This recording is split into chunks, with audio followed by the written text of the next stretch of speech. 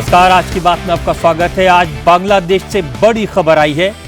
जिस शरीफ उस्मान हादी की हत्या का इल्जाम भारत पर लगाया जा रहा है, जिस हादी की मौत के बाद बांग्लादेश में कट्टरपंथियों ने हिंदुओं का जीना मुश्किल कर दिया है, उसी शरीफ उस्मान हादी के भाई ने आज पब्लिकली माना कि उसके भाई की मौत के लिए मोहम्मद यूनुस और उनकी सरकार जिम्मेदार है। शरीफ उस्मान हादी का कत्ल चुनाव से पहले पूरे मुल्क में अराजकता का माहौल बनाने के लिए करवाया गया, जिससे बांग्लादेश में चुनाव को टाला जा सके। शरीफ उस्मान हादी के भाई उमर हादी ने कहा, यह सब मोहम्मद यूनुस का किया धरा है। अगर मोहम्मद यूनुस ने हादी के हत्यारों को न पकड़ा, उन्हें फांसी के फंदे पर न लटकाया, तो मोहम्मद यूनुस भी बच नहीं पाएंगे। जमात के सपोर्टर्स और छात्रों का गुस्सा मोहम्मद यूनुस को झेलना पड़ेगा। हादी के भाई ने तो असलियत को जग जाहिर कर दिया, लेकिन बांग्लादेश के कट्टरपंथियों पर इसका कोई असर नहीं हुआ। बांग्लादेश में हिंदुओं पर हमले आज भी जारी रहे। आज भी कई जगह हिंदुओं के घर जलाए गए।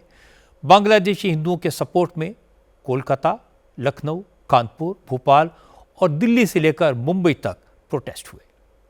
मैं आपको उस बांग्लादेशी हिंदू परिवार की आप बीती सुनवाऊंगा, जिसका घर कल रात कट्टरपंथियों ने जला दिया। मैं ये भी बताऊंगा कि बांग्लादेश में हिंदू किस तरह खौफ में जी रहे हैं। हिंदू की सुरक्षा के लिए हमारी सरकार क्या कर रही है।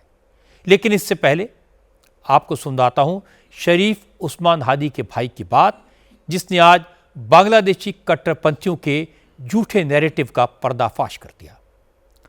ढाका में कट्टरपंथी नेता उस्मान हादी को 12 दिसंबर को गोली मार दी गई थी। 18 दिसंबर को सिंगापुर में उसकी मौत हो गई।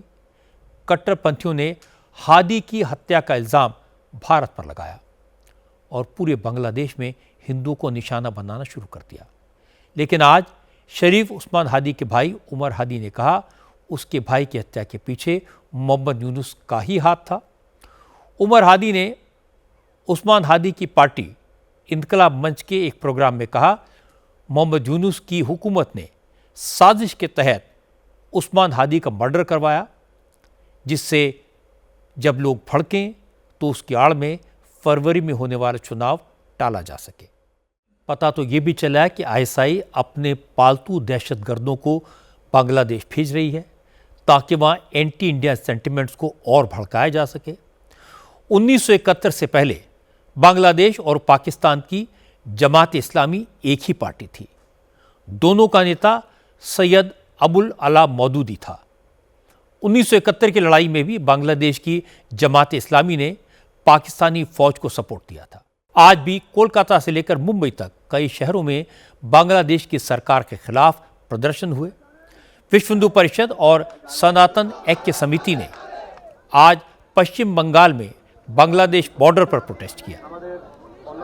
पेट्रापोल और बसीरहाट में हिंदूवादी संगठनों ने भगवा झंडे लेकर बांग्लादेश के कट्टरपंथियों के खिलाफ नारे लगाए और हिंदुओं पर जुल्म रोकने की मांग की। बांग्लादेश में हिंदुओं पर हो रहे अत्याचार का मुद्दा आज उत्तर प्रदेश असेंबली में भी उठा। योगी आदित्यनाथ ने विधानसभा में दीपू चंदास की हत्या की बात की।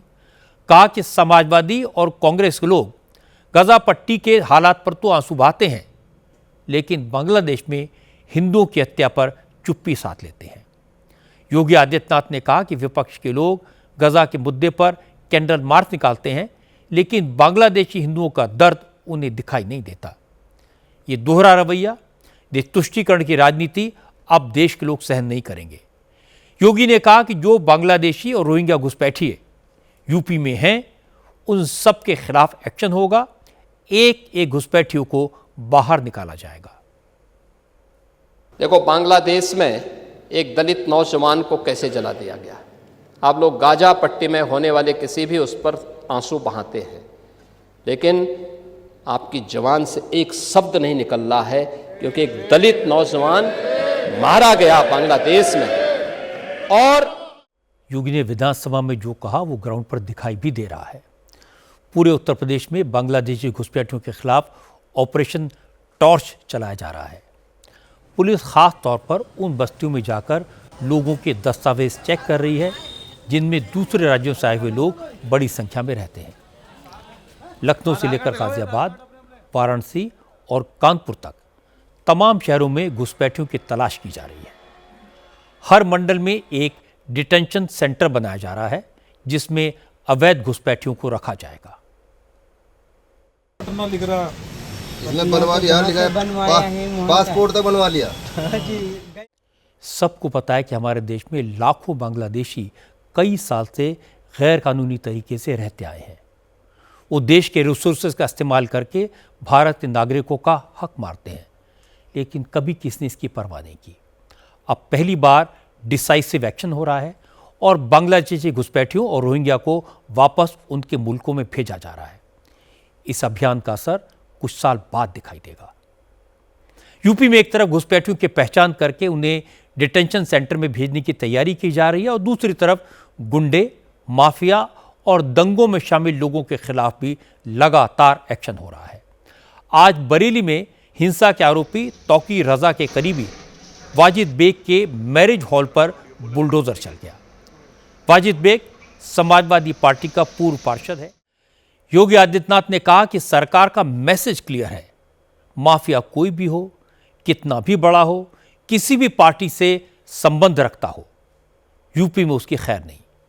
और ये बात नकल माफिया पर भी लागू होती है। असल में योगी आदित्यनाथ ने यूपी में शिक्षा सेवा चयन आयोग का अध्यक्ष यूपी के रिटायर हुए डीजीपी प्रशांत कुमार को बना दिया है। इस पर विपक्ष के नेताओं ने सवाल उठाए थे। इसीलिए आज योगी ने बताया कि उन्होंने प्रशांत कुमार को शिक्षा सेवा चयन आयोग का अध्यक्ष क्यों बनाया। आज उत्तर प्रदेश का नौजवान नौकरी प्राप्त कर रहा है। क्या शिक्षा में, क्या उत्तर प्रदेश लोक सेवा आयोग में, क्या अधीनस्थ सेवा चयन आयोग में, क्या पुलिस भर्ती बोर्ड में। यूपी से आज एक और बड़ी सियासी खबर आई। लखनऊ में हुई बीजेपी के ब्राह्मण विधायकों की मीटिंग की बहुत चर्चा है। यूपी विधानसभा में 52 विधायक ब्राह्मण हैं। इनमें 46 बीजेपी के हैं और 40 में से करीब 40 एमएलए की मीटिंग हुई। कुशीनगर से बीजेपी के विधायक पीएन पाठक के घर पर बीजेपी के 40 ब्राह्मण विधायक सहभोज पर मिले। पता चला कि दूसरी पार्टियों के भी कुछ ब्राह्मण विधायक इस मीटिंग में पहुंचे थे। दावा तो यह किया जा रहा है कि ब्राह्मणों की ताकत दिखाने के लिए, प्रेशर ग्रुप क्रिएट करने के लिए यह मीटिंग की गई। हालांकि सहभोज में शामिल नेताओं ने इस बात से साफ इनकार किया। पीएन पाठक ने कहा कि लोग कुछ भी कहें, लेकिन हकीकत यही है कि अचानक साथ बैठकर खाने का प्लान बना। जितने लोग पहुंच सकते थे वो सब सहभोज में शामिल हुए। इस मीटिंग का राजनीति से कोई लेना देना नहीं था। अब बात महाराष्ट्र की। आज 20 साल बाद उद्धव ठाकरे और राज ठाकरे फिर साथ आ गए। उद्धव ठाकरे और राज ठाकरे ने बीएमसी चुनाव मिलकर लड़ने का ऐलान किया। इस मौके पर उद्धव की शिवसेना और एमएनएस के सारे बड़े नेता भी मौजूद थे।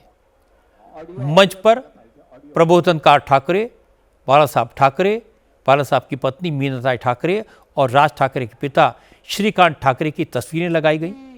शिवसेना और एमएनएस के बीच अलायंस का ऐलान करते हुए उद्धव ने कहा कि महाराष्ट्र का नेतृत्व कोई ठाकरे ही कर सकता है।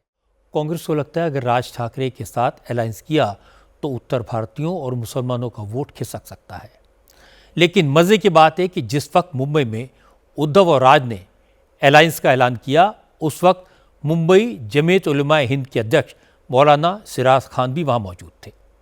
सिराज खान ने कहा कि राज ठाकरे के नाम से मुसलमानों के खिलाफ बयानबाजी तो की थी, लेकिन अगर बीजेपी को हराना है तो पिछली बातों को भूलना होगा।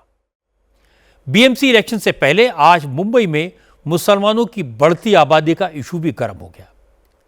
बीजेपी के नेता किरीट सोमैया ने Tata institute of social sciences की एक रिपोर्ट शेयर की। इस रिपोर्ट में दावा किया गया है कि मुंबई में जिस रफ्तार से मुस्लिम आबादी बढ़ रही है, उससे आने वाले सालों में मुंबई की डेमोग्राफी बदल जाएगी।